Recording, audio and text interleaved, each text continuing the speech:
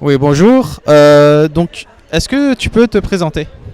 Je m'appelle Monsieur Akpadia Yaouga Medodi, je suis directeur exécutif de l'ONG Monde Volontaire au Développement basé en Belgique, au Togo, au Congo, au Mali et au Tchad.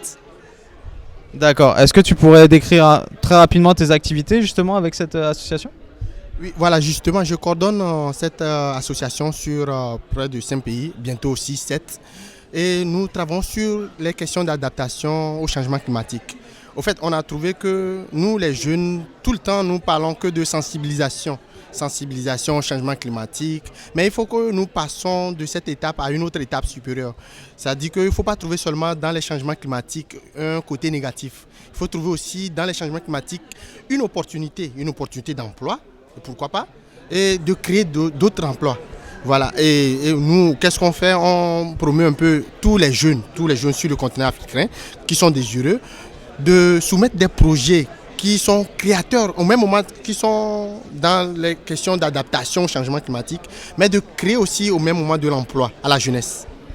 D'accord. Alors effectivement, avec Énergie 2050, on a participé à l'élaboration du CPDN du Togo, de la CPDN, et avec, c'est vrai, cette porte d'entrée adaptation et surtout mettre en avant les opportunités d'action qu'il y a dans ce domaine en fait, plus que la sensibilisation, plus que le côté atténuation.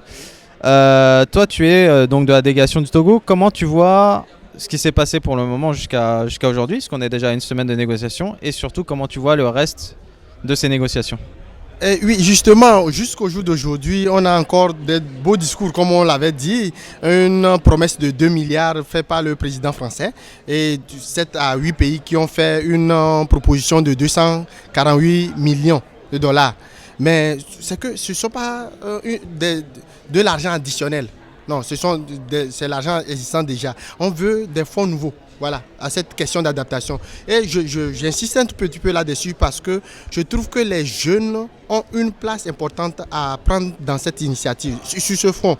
Et en plus, nous réclamons, je parle parfois au nom des jeunes africains que j'ai rencontrés ici à Paris, et nous réclamons à 25 à 30% de ces fonds d'adaptation qui seront alloués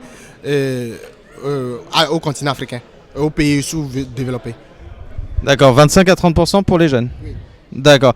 Du coup, maintenant tu es basé en Belgique.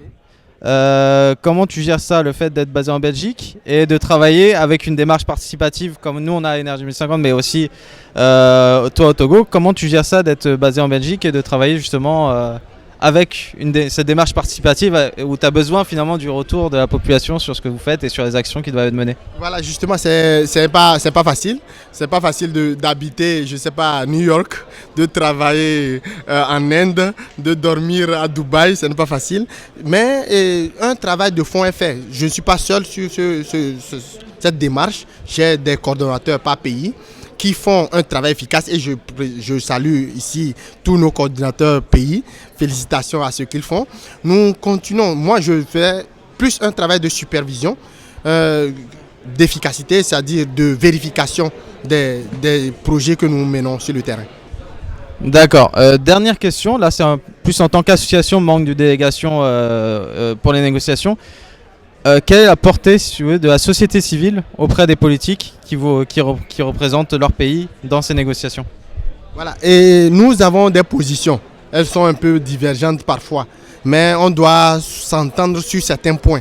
Je parle par exemple sur le fonds d'adaptation. Bon, maintenant, certains pays demandent les plus vulnérables, d'autres disent vulnérables. Vous voyez un peu le fait de dire plus vulnérable fait que parfois on ne sait pas quel pays doit être mis sur la liste de ceux qui doivent avoir ces fonds. Bon, il y a encore d'autres divergences qu'on ne va pas soulever sur le plateau ici parce qu'on est en pleine négociation, il ne faut pas bouleverser les gens. Mais est-il que d'ici la fin de la COP, on espère qu'on aura un accord de Paris? Oui. Un accord sur l'atténuation mais aussi sur l'adaptation bien sûr. Bah écoute, merci beaucoup et bon courage pour la suite. Okay. Merci.